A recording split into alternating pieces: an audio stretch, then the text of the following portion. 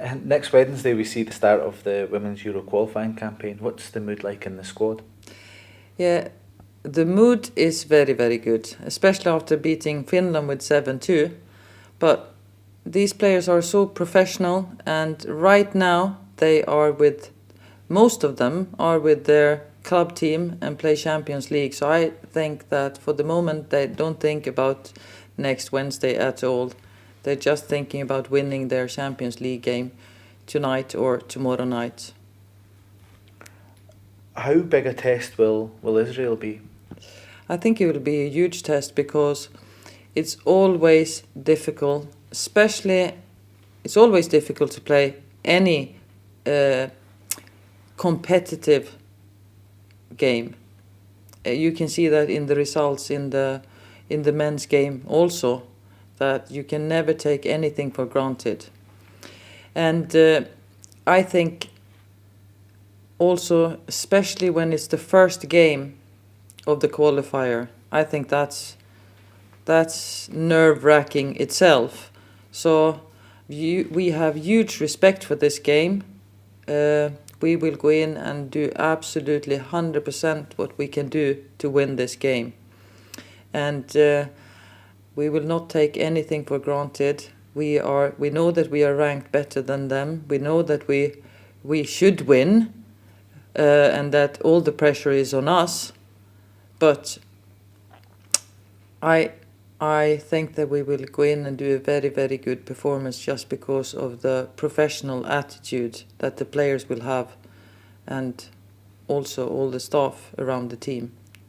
You've been over to see Israel. What were some of the strengths that their side possessed? I think, first of all, which surprised me a little bit, was that they actually acted like a team. Often you see countries that have quite many good individuals, but maybe the team isn't so good. That's more maybe of a Northern Europe thing to be a good team. But that was what I thought about Israel. They played for one another. Everyone in the team was a team player. They defended very well together. They made it very difficult for France. France scored the first 2 goals on set pieces, and it wasn't after actually that Israel conceded the second goal that you could see that they tired a little bit mentally, and then they started to give away a little bit more space that France could use, and then finally win with 5-0. But I see a team that is defending very well, and with a tall goalkeeper that is quite good. Your Scotland squad has a number of young players. How important is the role of the more experienced players in these younger players' development? I think it's important to have a healthy squad, as I say, and that means that you have a mix of young and old players. We've seen that if you want to win a world championship, you have to have an average age in your squad around 27, 28. This year was actually an exception because Japan was younger than that. But it is very important to have experienced players, especially when you go in these qualifiers. You reached playoffs last time around. How big a motivation is it for the squad to improve on the last performance?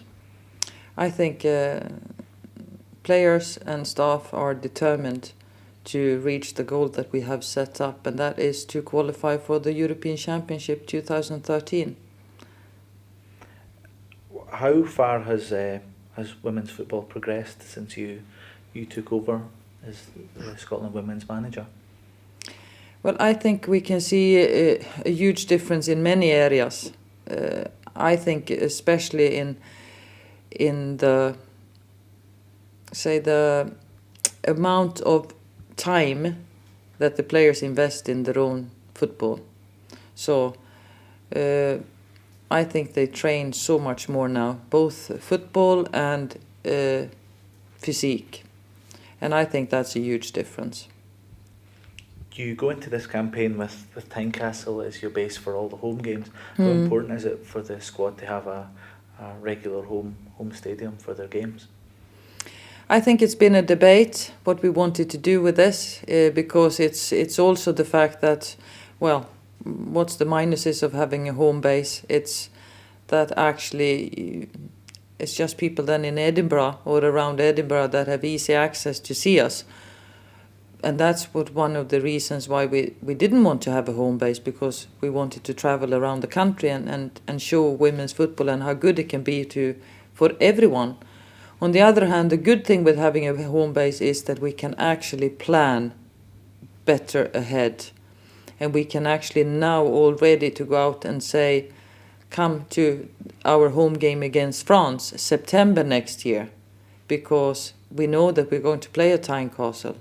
We know the day and we know the time. So, I mean, that's so much easier. And it's also the familiarity, you can say, of that you learn to know you know what's expected, the pitch, the stadium, the everything. So that makes it easier also in some way for the players.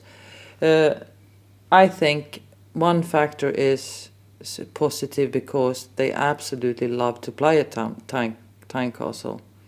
The players love the stadium and they love the atmosphere, and I think it's a good atmosphere for spectators as well. Even if we don't fill the stadium at all, if you go there as a spectator, you actually feel the atmosphere. You get a good feeling of going to a game, and I think that's important. That's like Glasgow City's game last week at Peters Hill. It was 900 people there, but it actually felt like much more because of the stadium and the the ground.